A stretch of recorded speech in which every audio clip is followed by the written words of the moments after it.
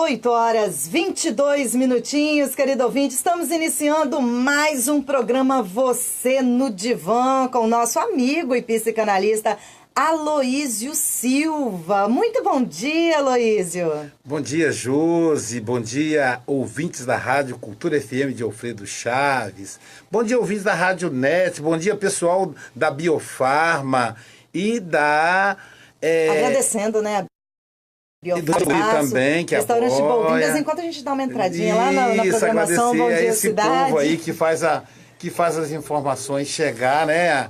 O conhecimento chegar ao povo de Alfredo Chaves. Bom dia, o pessoal do Facebook. Facebook, muito beleza? Já bom dia. tem gente aí entrando. A Camila lá da Suíça, veja que legal. O pessoal da Suíça. O Hércules Fernandes de Nova York, Estados Unidos. Já começa com questões internacionais. Tá vendo? Legal. Aloísio, antes de iniciar o nosso assunto de hoje, gostaria de colocar um fato interessante. Talvez você possa fazer uma análise aí melhor da situação. Nem tudo que a gente vê aí nos meios de comunicação, principalmente na televisão, possa ser realmente, né, a realidade. Mas Sim. eu não sei se você tem acesso às novelas, né? Mas a Rede Globo, na novela das 6 e na novela das 7, está abordando aí, o psicanalista está aparecendo aí nas duas novelas. Olha, que legal, Josi, que legal!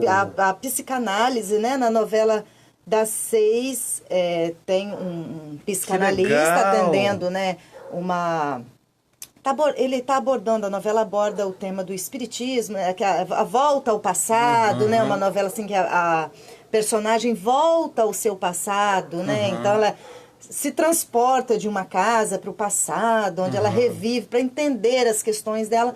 E apareceu um psicanalista. Agora ela pediu ajuda de um psicanalista, porque ela está dividida entre o amor do passado e o que ela acha que foi o seu assassino no passado. Ela namora com esse rapaz hoje, né, na história. Então ela está buscando. O que ela faz? Ela assim, volta a viver aquele amor do passado, procura, né, aquele amor do passado, sim. ou vive o amor do presente, sabendo que esse do presente possa ser o seu assassino, né, lá no passado. Então apareceu a imagem, né, do psicanalista, ela procurou um psicanalista para ajudar. E na novela das 7, o rapaz perdeu um irmão, o irmão era muito, vamos supor, vida torta, né, aquela pessoa que só vive pelo dinheiro, ele acabou morrendo. Sim. O irmão gêmeo entra na novela no dia seguinte e ele procura uma psicanalista que é advogada. Conheceu ela por ela ser advogada e ela também atende como psicanalista. Que legal isso. Porque ele tem medo de se tornar uma pessoa como foi o irmão. Então, foram duas situações. Que legal. Eu achei, e você vê que é psicanalista mesmo, porque a primeira coisa que precisa desmistificar na psicanálise, Josi, é que o psicanalista ele não precisa ser médico e nem precisa ser psicólogo. Muita gente imagina que o psicanalista ele tem de ser psicólogo. Não há necessidade dele ser psicólogo. Claro, existem muitos psicólogos que são psicanalistas, como existem muitos médicos que são psicanalistas, como existem muitos professores. Então, se você colocar do ponto de vista em termos de percentual, é a mesma quantidade. Eu tenho muitos alunos que são psicólogos, assim como tenho médicos, como tenho engenheiros, advogados. Então, a primeira coisa que precisa ficar claro para quem ouve esse programa, para quem está no Facebook, é que a psicanálise é uma formação livre, que qualquer profissional pode fazer. Um médico que é psicanalista. Sim. E uma Josi da vida, psicanalista, é a mesma qualidade? Mesma qualidade. A diferença apenas, Josi, está no conhecimento profundo da psicanálise. Que às vezes o médico, ele tem conhecimento de medicina, mas ele às vezes não se dedica a estudar psicanálise. Embora a psicanálise é sedutora, você fica encantado em conseguir compreender o ser humano. Agora, uma coisa eu te garanto, o médico psicanalista, ele é muito mais profundo. O olhar dele sobre o paciente é muito mais completo. Porque ele vai analisar o paciente, não só ele já tem uma o sintoma, base, né? mas o que está por trás. Porque nós da psicanálise, para nós, tudo é sintoma, tudo é indício. É como se nós fôssemos investigadores. Aliás, nós somos investigadores, só que da alma. Então a gente busca no passado as causas do presente, né? A infância, a adolescência, etc. Então é muito legal quando a novela apresenta o psicanalista verdadeiramente como ele é. Né? Eu tenho uma série também na Sky, que é a PSI, que também é com 2 psicanalistas. Então, cada vez mais a psicanálise vai ocupar espaço na mídia, na vida do ser humano. O meu sonho, Josi, é a psicanálise presente no serviço público. Eu fico imaginando como os prefeitos economizariam, os prefeitos e governadores economizariam com medicação, com médicos, com enfermeiros, se tivesse nas unidades básicas de saúde o psicanalista. Porque muita coisa, Josi, é apenas afeto mal resolvido. Às vezes aquela pessoa, igual o caso do irmão que perdeu o outro, é luto. A pessoa não consegue fazer o luto. Ela entra num processo de depressão, que para nós psicanalistas é um processo melancólico. E aí na melancolia, a melancolia vai manifestar vários sintomas. Então a pessoa tem uma forte dor no estômago. Aí vai lá procurar o gastro e tal, e pega a ficha, aquela confusão, e na verdade aquela dor no estômago, às vezes está ligada a um afeto do passado. Com uma análise com um psicanalista, olha a confusão olha o que economizar de confusão. Né? O indivíduo... E até mesmo de medicação. Sim, né? Sim, de medicação. Muita medicação que a gente toma sem necessidade. Aí alguém vai dizer, mas o problema aí é a indústria farmacêutica. Não, isso é uma outra questão. A própria indústria farmacêutica, ela vai se adaptar à necessidade do povo, né? A gente pode, com certeza a Biofarma tem lá uma linha de medicação natural, né? Que está mais adequada, uma coisa mais suave. E também não quer dizer que a pessoa, por fazer análise, ela não vai precisar da medicação. É claro que a medicação, como o próprio nome diz, é com médico. Mas vai precisar, mas a recuperação vai ser mais rápida. Por exemplo, uma pessoa num quadro profundo de depressão, ela vai precisar da medicação. Mas aí ela vai ter a medicação e a análise junta. Então a ideia, meu sonho é que ela esteja no serviço público de saúde. Para isso existe esse programa Você no Divã, que vai ao ar também pela internet, está gravado, fica gravado no Facebook, né? E aí para que mais pessoas tenham acesso a essas informações e cada vez mais ela seja secularizada. Até há pouco tempo, Josi, para você ir a um psicanalista, você pagava caro. Em cidades como Rio e São Paulo, uma consulta com psicanalista é R$800, R$1.000. Então, quer dizer, a disseminação disso, a formação de profissionais, vai fazendo com que isso fique mais barato e mais acessível ao povo. A cidade de Vila Pavão, ela é menor que Alfredo Chaves, eu acredito. É uma cidade que fica lá no norte do estado, uma cidade cuja população, a maioria, são descendentes de pomeranos, de alemães. A cidade tem um diferencial.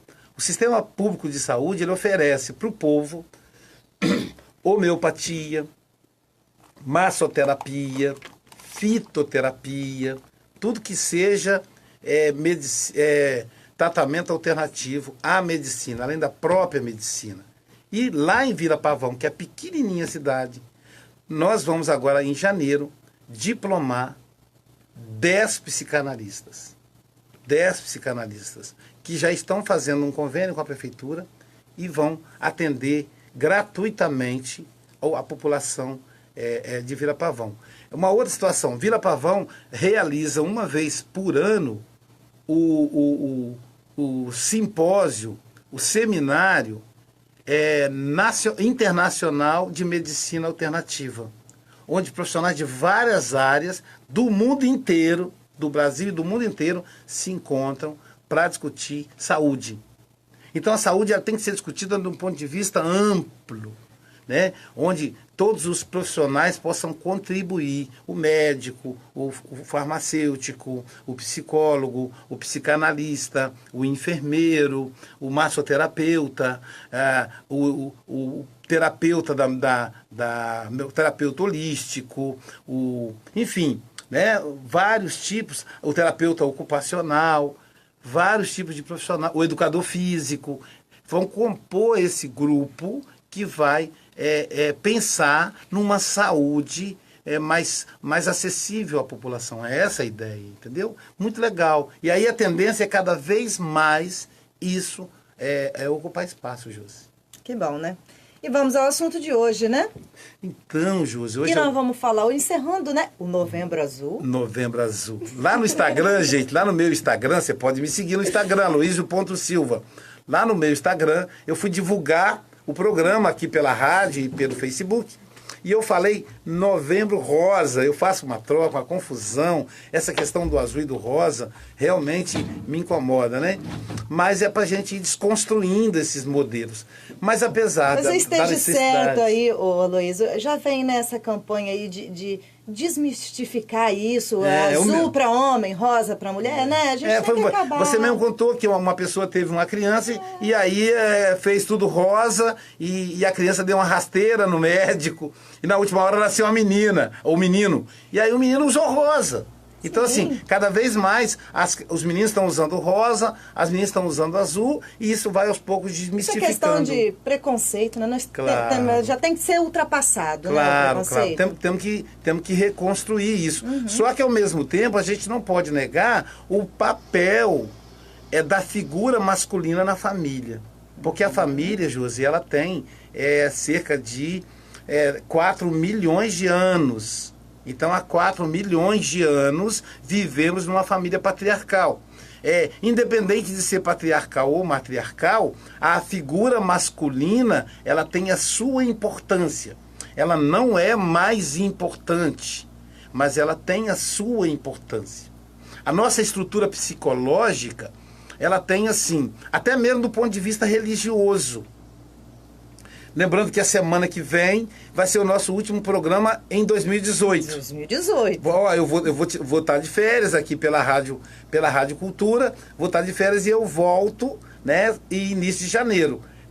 Natal tem as campanhas natalinas, as mensagens e tal, então nós não estaremos aqui. Formação, né, dos alunos lá da psicanálise, também, então vai ser um mês eu bem vou estar corrido, viajando, né? Pra você ter ideia, Júlio, para eu estar aqui na terça-feira, segunda-feira eu estou chegando de Natal, Rio Grande do Norte. Então meu mês de dezembro é bem carregado. Aí vai ser legal, vai ser um descanso. A ideia do Café no Divã a gente vai jogar para janeiro, fevereiro, que também está muito corrido.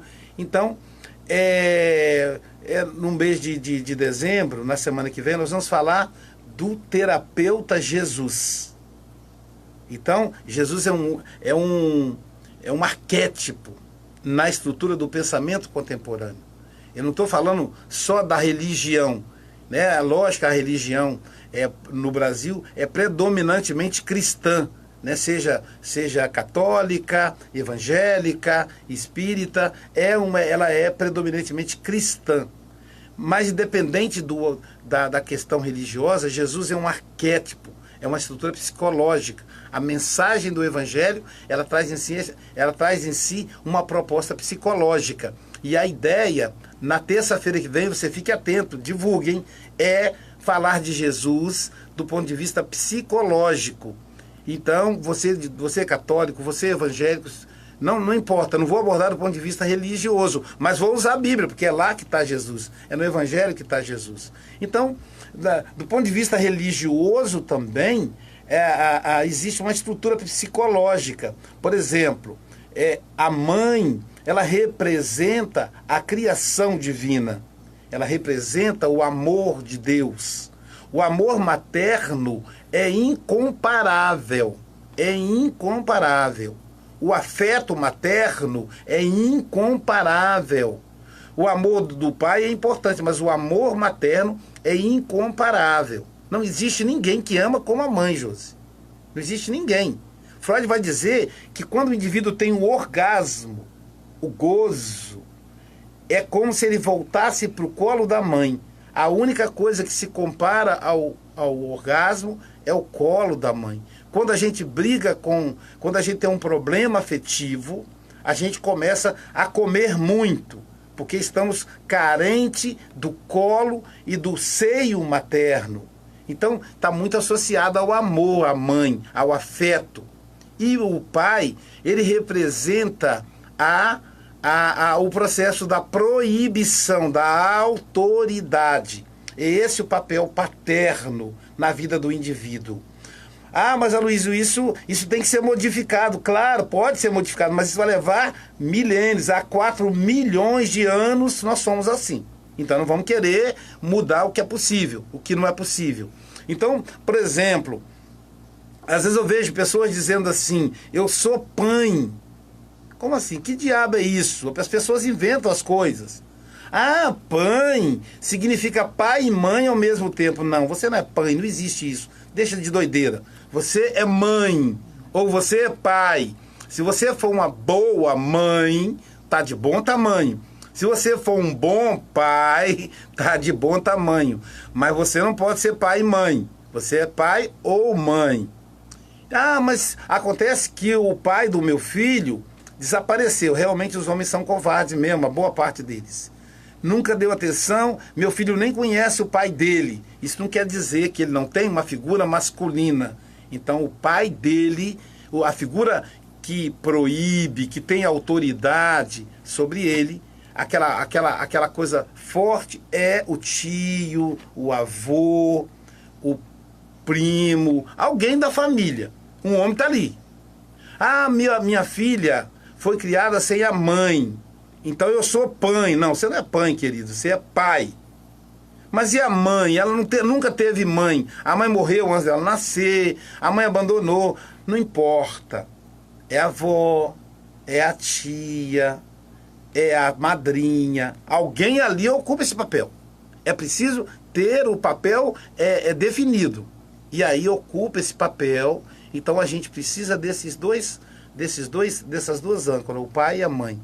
É claro que se eu tenho uma mãe menos afetiva e mais proibidora, uma mãe mais castradora, eu vou me casar com uma mulher mais castradora. Eu vou ser submisso à minha esposa.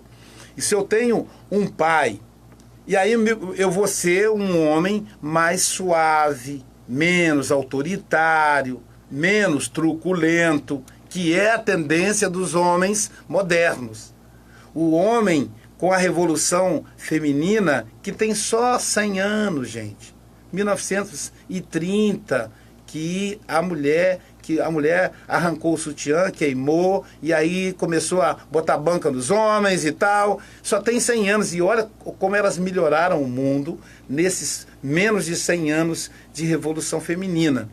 No entanto, o casal existe há 4 milhões de anos que eles estão casados. Então o homem está meio perdido. Mas mesmo meio perdido, alguns homens se adaptam. Alguns homens estão mais dentro de casa, estão cuidando mais dos filhos. Então a tendência é a gente ter descendências, filhos, netos, que tenha essas polaridades um pouco mais equilibradas. Um pai mais afetivo, uma mãe também, como é que fala quando bota comida em casa? Uma mãe, a gente fala que o pai, ele é... Qual a palavra, gente? Que ele busca e põe dinheiro, põe comida em casa, o pai antigo. É o pai... eu esqueci agora o nome, a palavra. Então a gente tem também essa mãe hoje, que a mãe trabalha fora. Jornada dupla de trabalho. A mãe tem jornada dupla, jornada tripla. E é isso, Josi, que tem que acabar.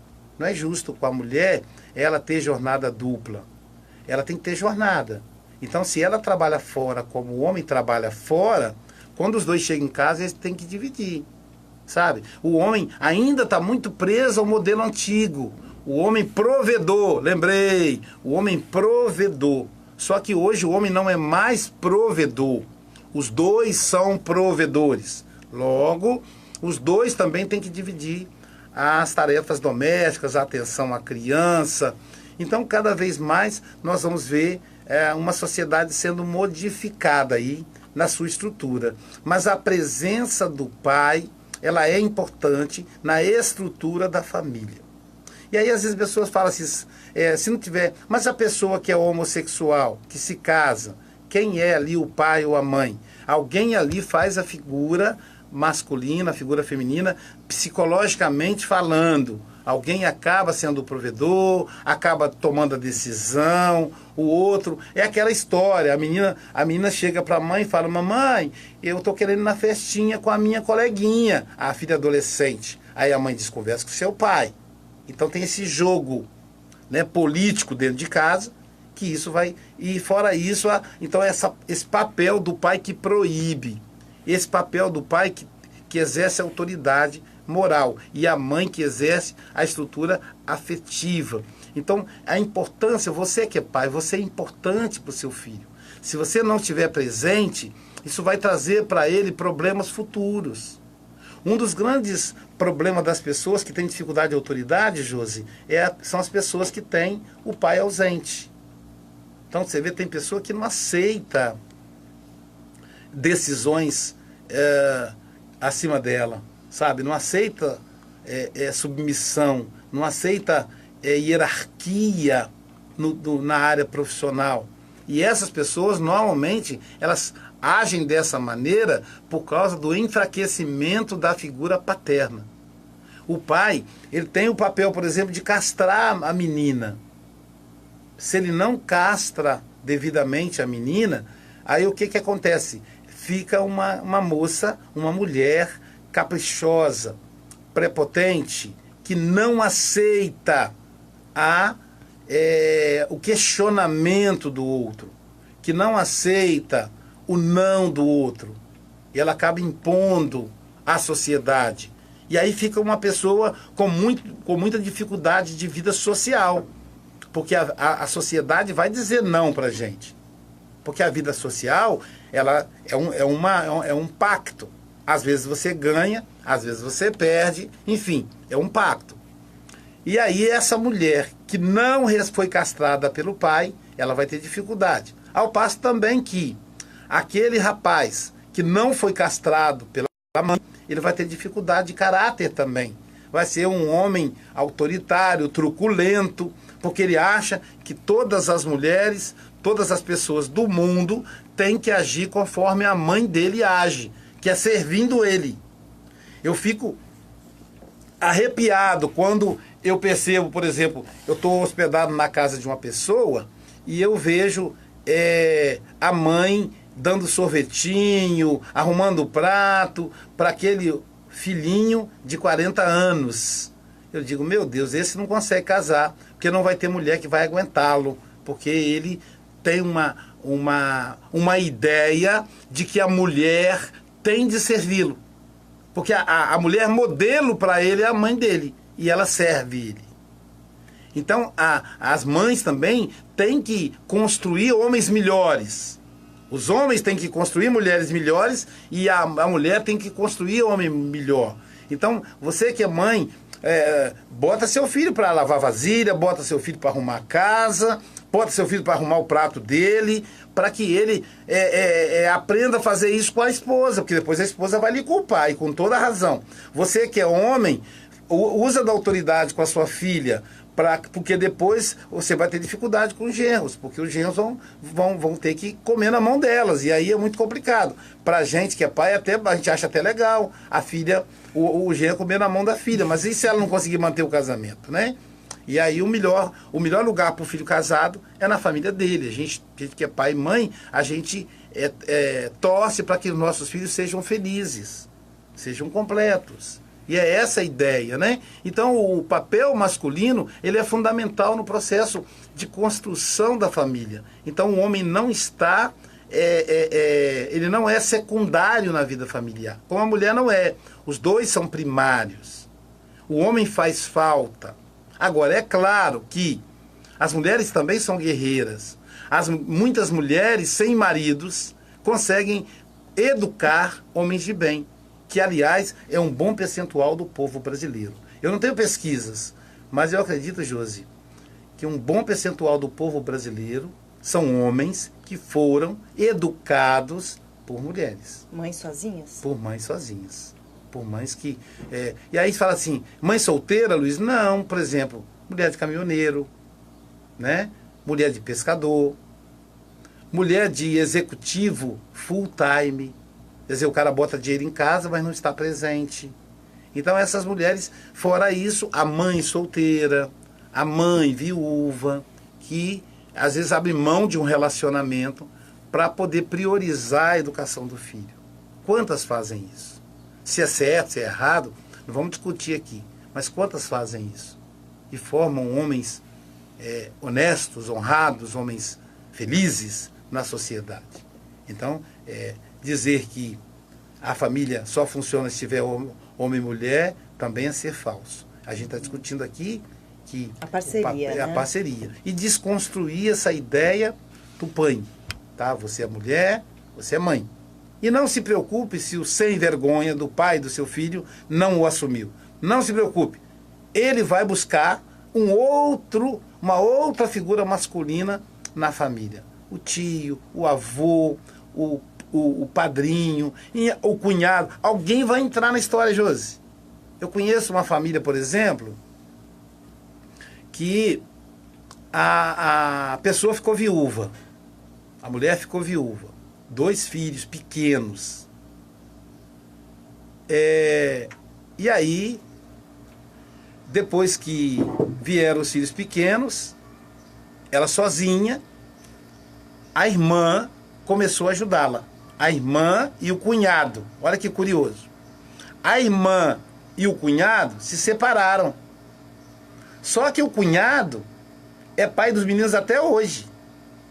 E assim, você percebe o afeto. Mais um pouquinho, só faltava os 2 casarem. Não são casados, respeitam. Claro, existe ali o laço de cunhado. Ela é muito próxima da irmã. Mas esse cunhado muito presente. Pagou a escola das crianças a vida inteira. Uniforme, roupa, balé, e não sei o quê. Fora levar no parque, levar no cinema. Ele realmente faz o papel de pai. Terminou o laço ali, oficial, vamos dizer, não, mas curioso, o laço de sentimento continua. E o curioso é que ele não é nada da família, se você for olhar do ponto de vista sanguíneo, porque ele era tio quando era casado com a tia, mas ele é separado da tia.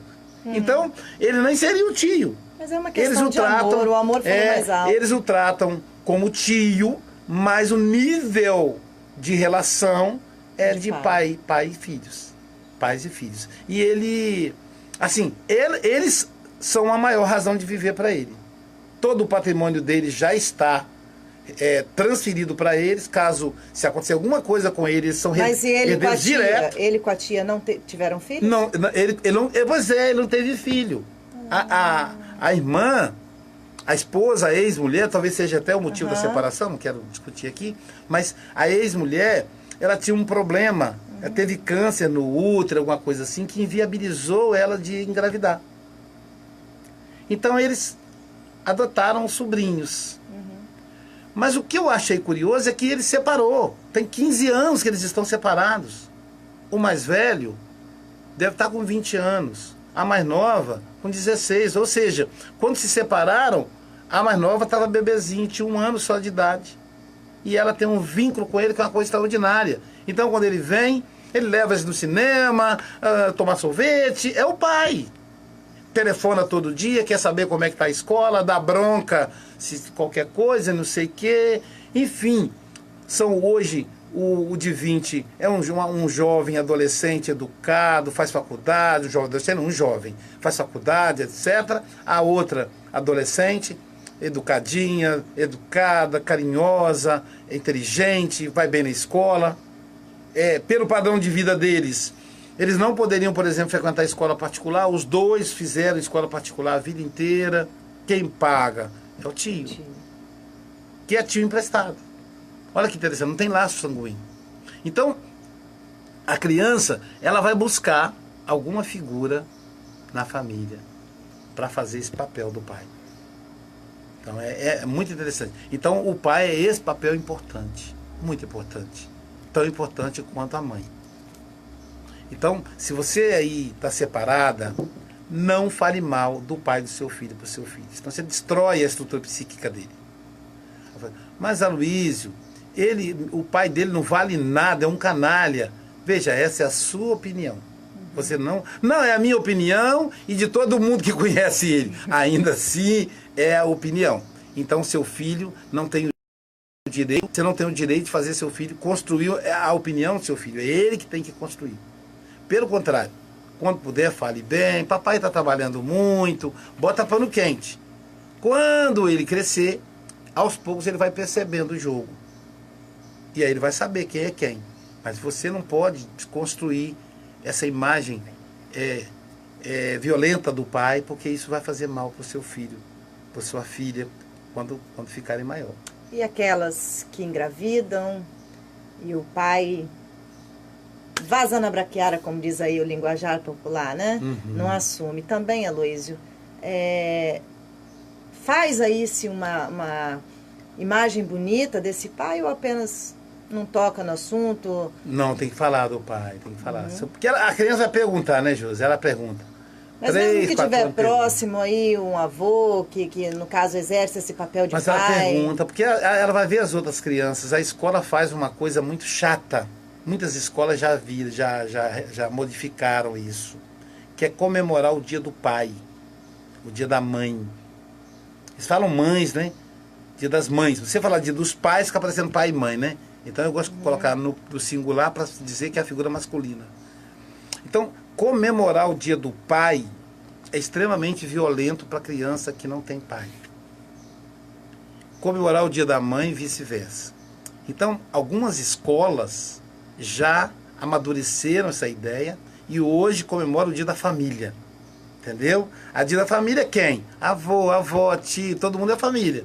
Fica mais fácil, que toda criança tem família. Nem toda criança tem pai. Nem toda criança tem mãe.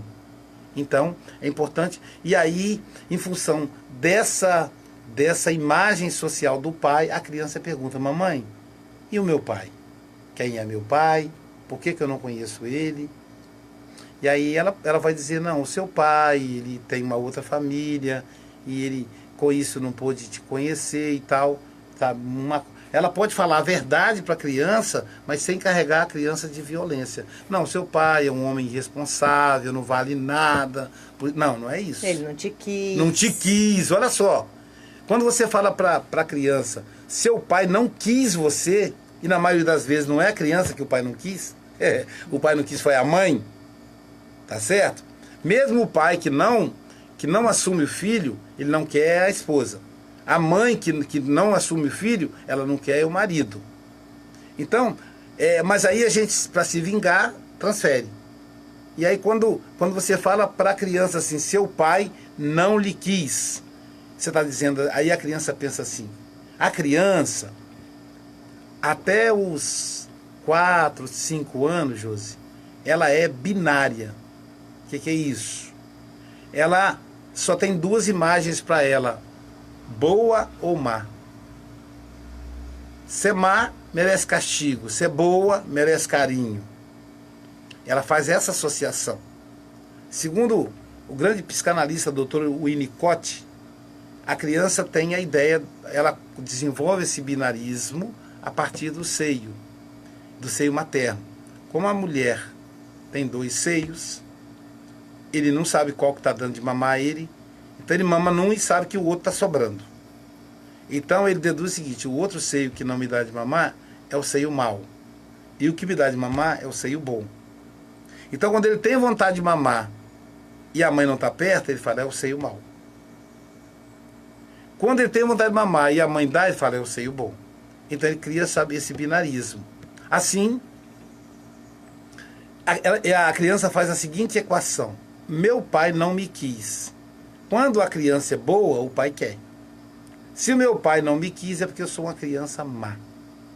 Então ele já começa a crescer com baixa autoestima, com a imagem negativa de si mesmo.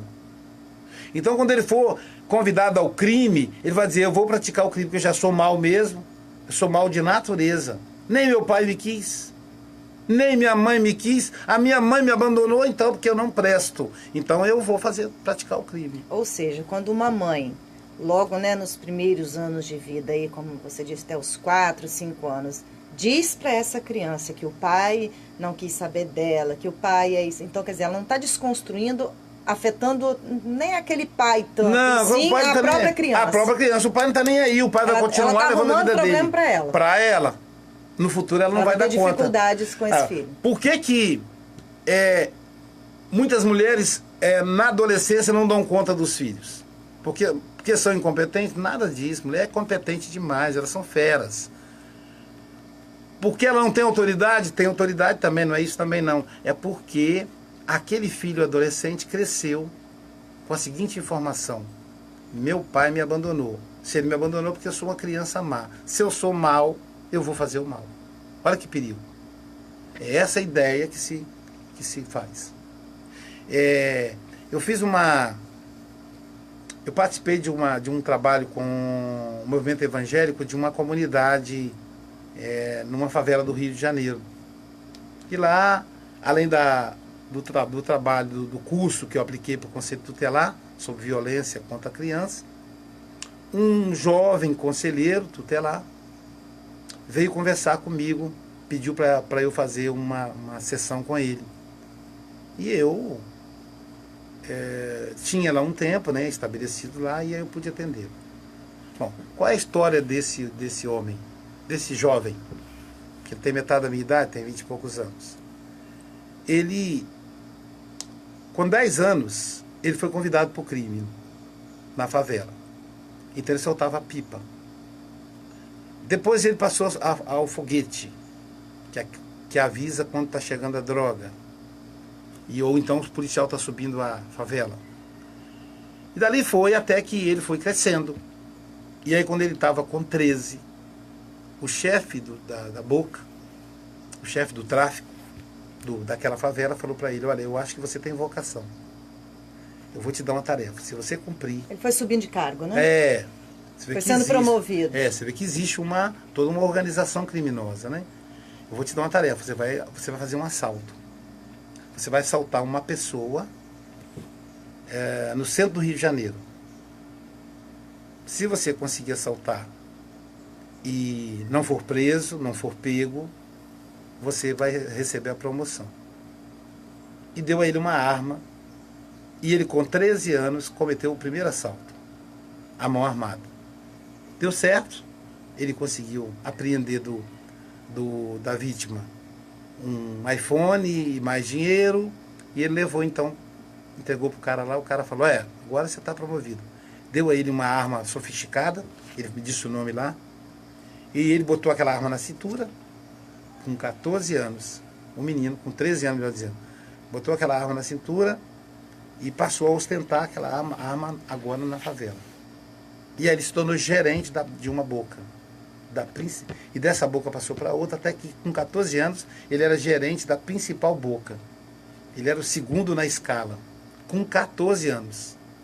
Então, dizer que ele olhava para o chão assim, ele via 10 mil reais. Para esse menino era um cargo fascinante, né? Imagina, com 14 anos. 10 pessoas ali comandadas por ele, montando os pacotes das drogas, outros arrumando dinheiro, até que houve a necessidade da invasão de um concorrente. E aí o chefe geral mandou ele encarar o concorrente. E o concorrente chegou sozinho, visitando primeiro, disfarçadamente, e ele já sabia da trama, foi atrás e falou: o que você está fazendo aqui? Enfim, os dois entraram em discussão, ele matou, deu um tiro na cabeça, matou aí ele foi adversário. Aí o chefe da boca falou: você, com certeza você é o meu sucessor. E aí ele passou a ser o vice-chefe da boca. E daí ele matou outro, foi preso. Prenderam ele, foi para o Instituto de Readaptação, portanto, a cadeia para menor. As pessoas dizem que não existe, mas existe. Não, tem que reduzir a menoridade porque existe. Não, existe sim, não é assim não. É porque as pessoas têm ignorância, desconhecimento. Ele foi preso. E lá na cadeia, apanhou muito dos policiais, segundo ele. Lá na cadeia, ele então conheceu uma igreja evangélica. Se converteu para a igreja. Junto com essa igreja, ele aprendeu a oficina a fazer pão, se tornou padeiro. E quando ele ganhou liberdade condicional, o próprio pessoal da igreja arranjou uma padaria para ele trabalhar fora da cadeia. E ele, com 17 anos, agora era um padeiro. E ali, um padeiro muito respeitado, cumpria o horário direitinho e tal. Aí o dono da padaria chamou ele para a sociedade. Porque ele era empreendedor. Ele demonstrou empreendedorismo lá no tráfico. Então o cara da padaria descobriu isso. Montou uma filial e colocou ele para gerenciar essa filial. E depois chamou ele para ser sócio. E ele foi. E aí se tornou também pastor na igreja. E aí se candidatou ao Conselho Tutelar. Hoje ele socorre crianças vítimas de violência. E aí ele falou para mim: doutor, o que é que mudou? Por que eu mudei completamente? Deixei o crime e me tornei hoje uma referência social. Muitas das pessoas que eu atendo não sabem da minha história. Estou contando para o senhor aqui, mas a grande maioria não sabe. Eu não acho uma história bonita para contar. Eu falei, é uma história bonita. Mas eles não sabem, porque eu acho que isso faria com que eles desconfiassem de mim. Mas o que faz uma pessoa que matou um réu confesso, com 4 homicídios confesso, fora 2 que ele não confessou, eram 6 homicídios, hoje ser um homem de bem? Aí eu comecei a pensar, por que aos 10 ele foi para o crime? Aos 11?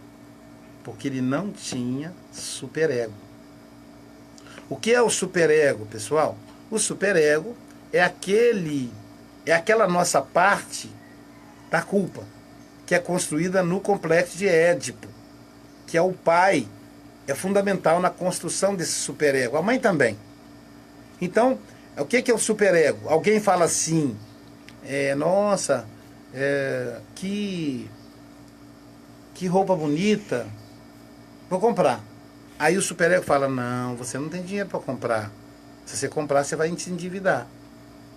Ah, eu estou com pressa, não tem ninguém olhando, acho que eu vou furar o sinal. O superego fala com você, se você furar o sinal, você vai ser multado.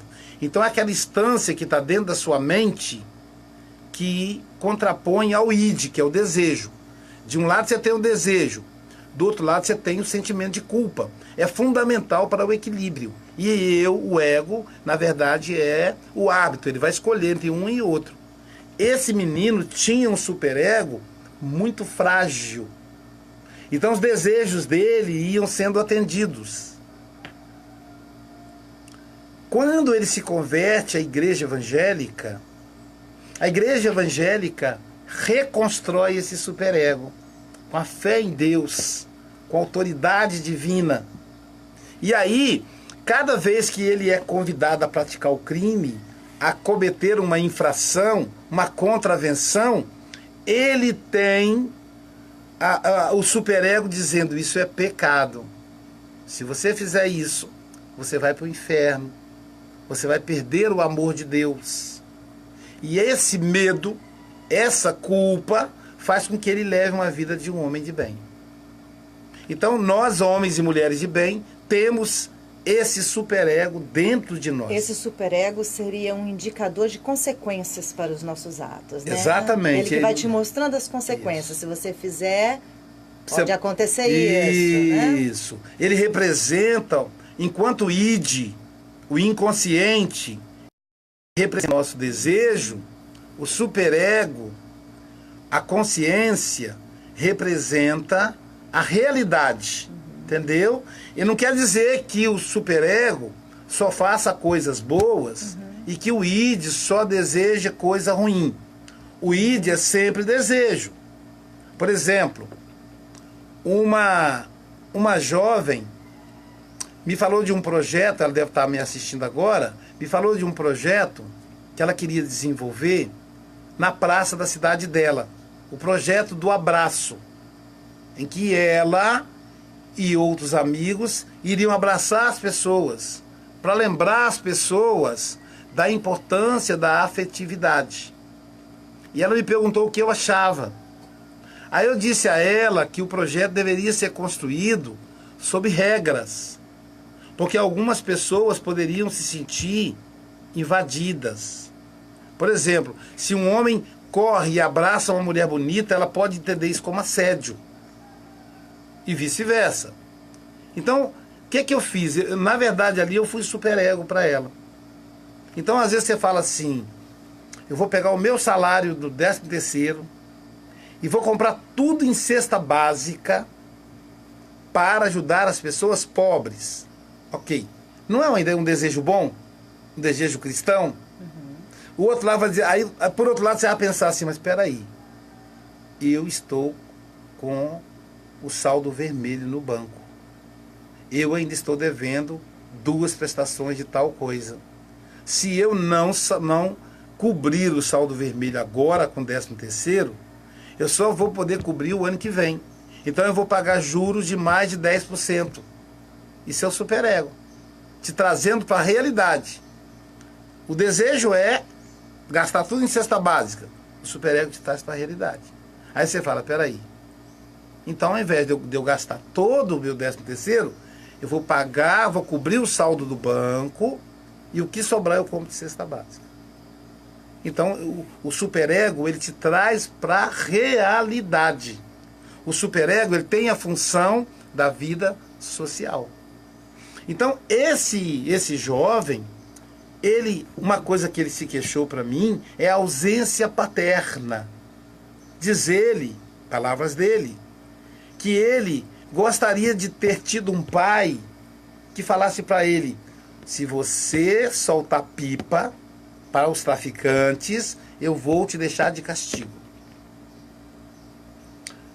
Não autorizo você a matar a aula para brincar, para soltar foguete. Filho meu tem que ir para a escola. Ele sente falta desse pai. Porque a mãe era carinhosa com ele.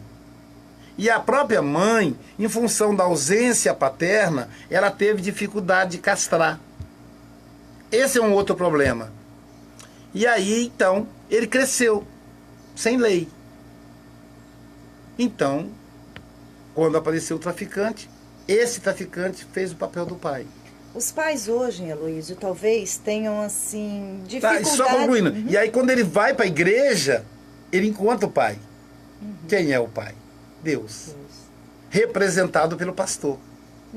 Entendeu? Aí o pastor fala com ele, olha, o pai do céu, o seu pai, o nosso pai, o pai nosso que estás nos céus. E aí ele vai. Então, esse pastor vai reconstituir a figura paterna na vida desse homem. Ele encontrou as regras, né, que faziam tanta falta. Isso. Como eu ia dizendo, Luiz, os pais hoje talvez tenham dificuldade de dizer o não. Isso. E o não é necessário, né? É necessário. Eu assistindo o programa da Fátima Bernardes, uma vez, ela fez um relato interessante sobre o que você está dizendo. Ela disse que a infância, adolescente dela, os pais dela não tinha muito essa coisa de, mãe, tem uma festa com as amigas. Então, todas as amigas dela diziam, eu tenho que pedir a minha mãe, eu tenho que pedir meu pai, eu vou pedir em casa. E ela não, ela ligava, a mãe, tudo bem, filha, pode ir. Eram pais liberais mesmo, confiavam nela. Tinham uma confiança nela que permitiam que ela fosse, né, a todos os lugares. E ela falou que aquilo fazia uma falta, ela tinha uma inveja das amigas. Ele se queixa. Ao ponto ele se que um queixa. dia as amigas, porque vamos e tal. Não sei, eu tenho que ligar para minha mãe, tenho que pedir, minha mãe acho que não vai deixar não. Tentando ser igual às amigas. Aí o que ela fez, não existia celular na época, segundo ela foi até um orelhão, fingiu que estava telefonando. Saquei, eles falam isso, E aí depois ela retornou dizendo, minha mãe falou que não vai dar não, ela acha que é perigoso. Que é o que ela gostaria de ter ouvido. Para mostrar para as amigas que ela também tinha pais, mãe e pai, que se importavam com ela, que se preocupavam com ela. Né? Ela não ligou muito para aquela questão que o pai e a mãe confiavam nela, né? Isso. Ela tinha necessidade do não. Isso foi um relato dela que eu achei muito interessante, que eu ouvi no próprio programa dela, né, em rede nacional. Ela fez essa confissão. Eu participei uma vez participei um dia, né, para conhecer o projeto de resgate de jovens alcoolizados durante o carnaval. Então eu participei durante uma noite. E aí fomos resgatar os jovens alcoolizados e então resgatamos um jovem menor, 16 anos, totalmente alcoolizado. Aí o pessoal teve todo aquele cuidado, banho, né? para que até o jovem voltar às condições de dialogar. E aí eu fui conversar com esse jovem. Eu disse a ele: meu filho, seu pai, sua mãe devem estar doidos uma hora dessa. Eles nem sabem aonde você está. Ou você falou para eles para onde ia? Ele falou: eu falei. Mas eles não sabem que você bebeu. Aí ele disse: sabem sim, sabe sim. Doutor, eu falei para eles que eu ia beber. Meu pai e minha mãe não se importam comigo. Eles querem ficar livres de mim. Eles não gostam de mim, eles não me amam. Olha, eu fiquei impactado. Porque eu nunca imaginei que um jovem deduz amor com proibição. Então, castrar o filho, a filha, é fundamental para que ele entenda o que é amor. Porque se a gente não fizer isso, o pai permissivo, a mãe permissiva, a interpretação é essa. Dizer que falou: pai, mãe, eu estou indo para o carnaval, não sei para onde vou. Ó, você sabe, carnaval é folia, eu vou tomar umas. Como assim, um menino de 16 anos? É proibido vender álcool para criança, para adolescente. A lei é bem clara, 18 anos. Então foi contravenção, inclusive, o comerciante que vendeu o álcool para esse menino. Talvez o mais velho comprou, deu para ele. Nem sempre é o comerciante. Mas ainda assim, né? É um crime. E esse pai, inclusive, e essa mãe podem ser processados. Mas o que me doeu no coração, eu tenho 5 filhos, foi quando ele disse assim: meu pai e minha mãe não se importam comigo. Não se importam. O que estava por trás? Não me amam. Mas talvez esse vício, essa bebida não venha de dentro de casa, o exemplo? Sei, pode talvez ser. Talvez eles também gostam da farra, mas então acham pode que é ser. normal? Mas o que caracterizou ali, tanto que ele não tocou nesse assunto, o que caracterizou ali foi a falta de cuidado, de proibição dos pais. E por que isso ocorre? Por exemplo, quem deve castrar o filho é a mãe. É a mãe quem tem o dever de castrar o filho, de construir nele o superego. E o pai tem o papel de castrar a filha e de construir nela o superego. Eu vou explicar o que quer dizer castrar. Aos 3 anos, a menina descobre que ela é diferente do menino e vice-versa, e aí ela passa a admirar o menino por ser diferente dela, e o menino passa a admirar a menina por ser diferente dele. E a menina mais próxima daquele menino é a mãe. O menino mais próximo daquela menina é o pai. Então a menina se apaixona pelo pai e o menino se apaixona pela mãe. É o que a gente vai chamar de complexo de Édipo. Não é uma paixão adulta, é uma paixão infantil. É lógico que envolve ciúme, que é típico da paixão, egoísmo, domínio, mas é paixão. Então, o que o pai vai dizer para a menina? Não pode, não deve. Então, ela vai, porque se a mãe fizer isso, ela não acolhe, porque ela vê a mãe como a concorrente. Ela pensa assim: a mãe está falando isso porque ela quer ficar com o meu pai. Mas se é o pai quem diz, ela respeita. Então, cabe ao pai dizer não. E aí uma maneira clara dessa castração é quando o casal está entrando no quarto para sua intimidade, para o ato sexual, e a menina ou o menino muito... Quer dizer, eles não são bobinhos, eles sabem que acontece alguma coisa ali. Não sabem o que é, obviamente. Mas estão ali curiosos e querem participar, porque não sabem o que é. Aí tá ali na porta do quarto. E aí se for a menina, o pai tem que fechar a porta e dizer: agora é com a mamãe, você vai para o seu quarto. Essa atitude do pai com a menina, da mãe com o menino, vai hierarquizar a família. A menina vai entender que dentro da família, a mãe dela é mais importante que ela. O menino vai entender que o pai dele é mais importante que ele. A partir dessas atitudes, a mulher não deve falar com o marido na frente, chamar a atenção do marido na frente do filho. Igualar. Oh, vocês são muito bagunceiros. Deve evitar isso, porque iguala. Alimenta a rivalidade. Ela tem que falar com o filho. Você é muito bagunceiro. Papai também fez bagunça, mas ele é o papai. E aí lá no quarto, ela conversa com ele. Mas não pode tirar a autoridade na frente da criança. Então, isso é o papel da família. A mãe castrar o menino, o pai castrar a menina. E esse processo de hierarquização, em que a mãe é mais importante que a filha para o pai, em que o pai é mais importante que o filho para a mãe, isso vai sendo levado a vida inteira, mesmo depois de casado. Tem que manter. Tudo bem. Eu até vi um vídeo na internet, no Facebook, de uma ex-aluna. Ela mora nos Estados Unidos, e quando eu vou aos Estados Unidos, às vezes eu fico lá, o marido dela é muito carinhoso comigo, muito anfitrião, né? E ela gravou um vídeo e mandou para a mãe dizendo: mamãe, até que enfim ele está aqui. Ela e o pai sentados na frente do carro. Ela dirigindo, o pai do lado dela. Primeiro que existe ali uma hierarquia. Se é o casal, a filha vai para trás. Então o fato de ele estar ali, ele já ocupa o papel do marido. Então ele diz para a mãe dela: papai está aqui. Até que enfim ele veio ficar comigo. Ou seja, provocando o ciúme da mãe. Mas ao mesmo tempo ela diz assim: mas ele não para de falar em você. Ou seja, ela disse: você é que é a chefe. Eu estou em segundo lugar. Então esse processo de castração, ele vai acontecer a vida inteira. A pergunta é a seguinte: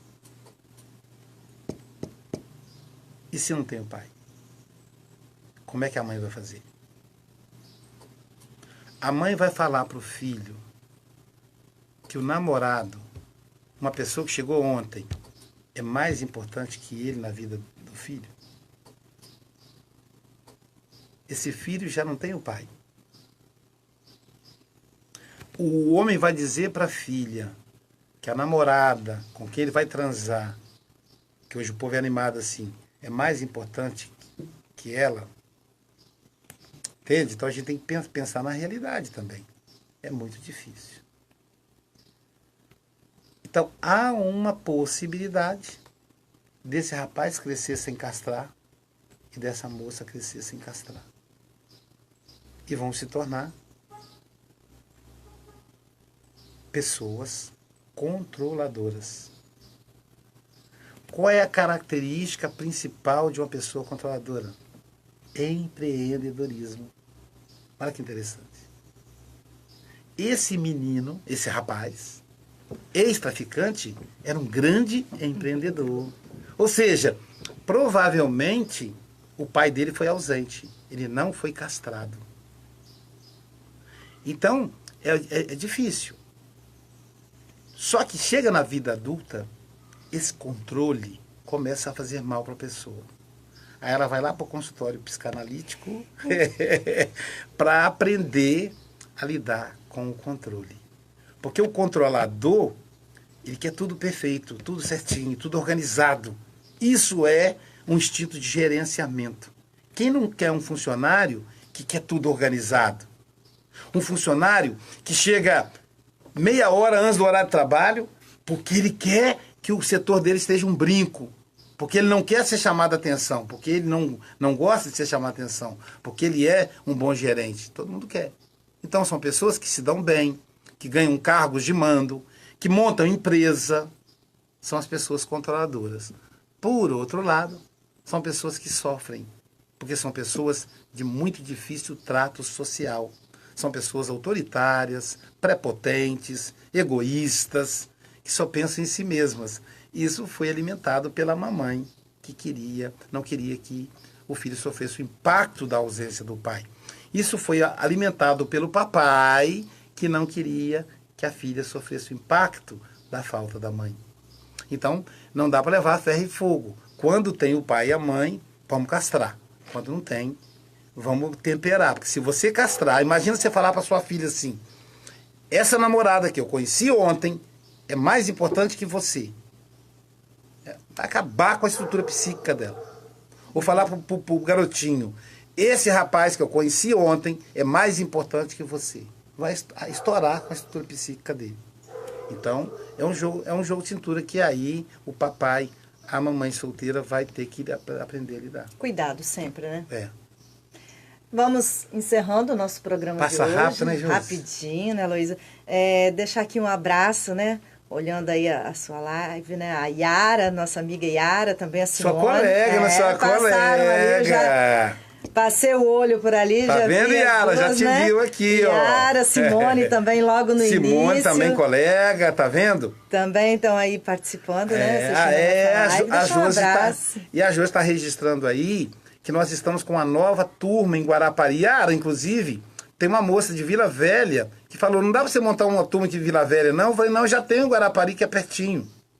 Nós estamos com uma turma de formação em psicanálise, da qual a Yara faz parte, em Guarapari. Essa turma começou, teremos agora a segunda aula no dia 15 de dezembro.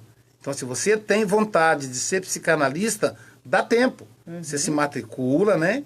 E aí, no dia 15 de dezembro, você vai passar o sábado de 8 às 17, o sábado inteiro, conosco lá, fazendo o curso de psicanálise. O curso dura 30 meses. Quem pode fazer? O enfermeiro, o advogado, o médico, como a gente conversou no início do programa. Qualquer pessoa, é um curso livre. Então, você pode ir lá se matricular conosco. E nem sempre para você atender em consultórios, mas sim para o seu próprio eu, né? Só que a gente cresce já vale a pena. Com certeza. Aí o nosso contato, o contato da escola é o DDD 27 98825 9976. Ou pode falar com a Josi aqui, também, com o pessoal da rádio. Temos todas as informações. A Josi está lá na turma, já participa. Então você aí, você que é de Alfredo Chaves também, você é nosso convidado, né? Você está recebendo aí via rádio. Então, se você é professora, você quer pensar numa profissão alternativa, você quer ajudar, sobretudo você quer melhorar com você mesmo, você que é professora, que é enfermeira, que é advogada, quer melhorar com você mesma, faça o curso de psicanálise. Um sábado por mês, o dia inteiro, durante 30 meses. Com 15 meses você já começa a atender e aí vai ter toda a assessoria da SBP, Sociedade Brasileira de Psicanálise.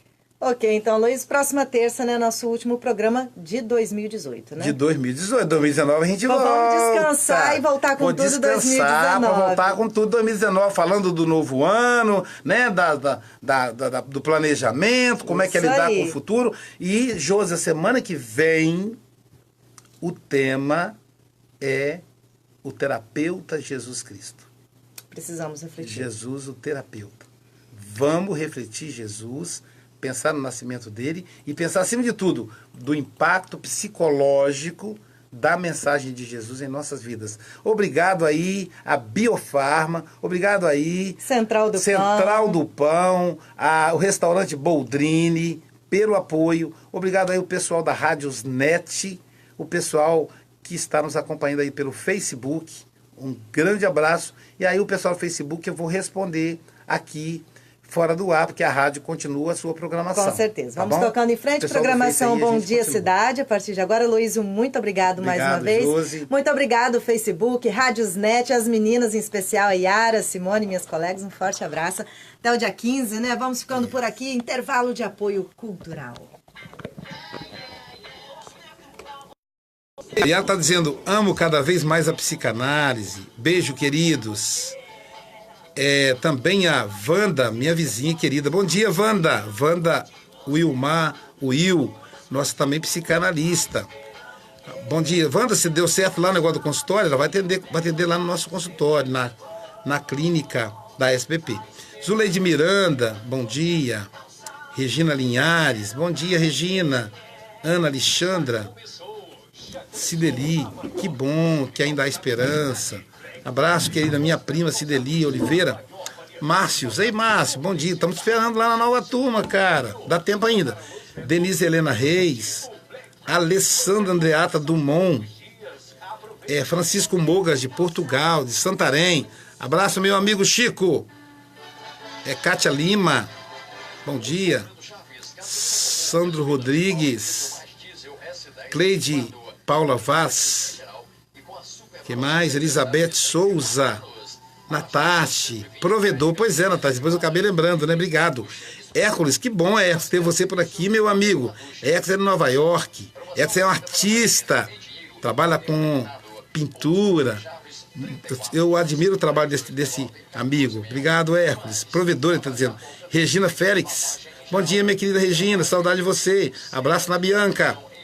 E no André. E na Brenda também, na Brendinha. Maria Angélica Jales Galberto. De Otim. Olá. Otim é aquele local lá perto de Belo Horizonte que tem aquele centro de pesquisas, de arte belíssimo. Márcia Lemos, de Belo Jardim, bom dia. Felipe Pereira, bom dia. Maria Angélica Galberto, ótimo. Natasha está dizendo, essa temática é maravilhosa, legal. Maria Angélica Galberto, e mais, que bom acompanhar o programa ao vivo, está dizendo a Natasha. Alex Cavaleiro, Carlos José Prete de Colatina, meu amigo. Juscelio, ei, vereador Juscelio de Juiz de Fora, que honra tê-lo aqui. Maria Angélica Galberto, já falei. Bom dia, mestre, está dizendo Natasha. Pietra. Ei, Pietra, bom dia, Pietra. Pietra, tudo bem?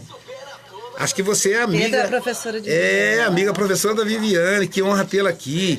Pode assistir outros vídeos, tá? É um prazer tê-la aqui. O psicanalista é o microscópio e telescópio da alma. Que legal! Eu vou gravar essa, Hércules. Vou compartilhar essa frase, hein? Célia dos Santos dizendo bom dia. Simone. É a Simone que você falou. Apenas começando a caminhar, mas já está apaixonada pela psicanálise. A mente humana é fascinante. Gratidão, Luiz. Obrigado, Simone. Simone Fázio Dias. Bárbara Barros. Minha querida aluna Bárbara Barros. Vanderlei Campbell. O Mogas, Francisco Mogas, dizendo um abraço. Finalmente consegui assistir ao vivo. Flávio Ricardo. Andréia Rangel. Vanusa Jesus Santos, bom dia, Vanusa. Viviane Dai, de Nova Venécia, bom dia. John Halley, lá de Sete Lagoas, escritor, meu amigo. Gedson Berizio, de Guarapari, bom dia, Gedson.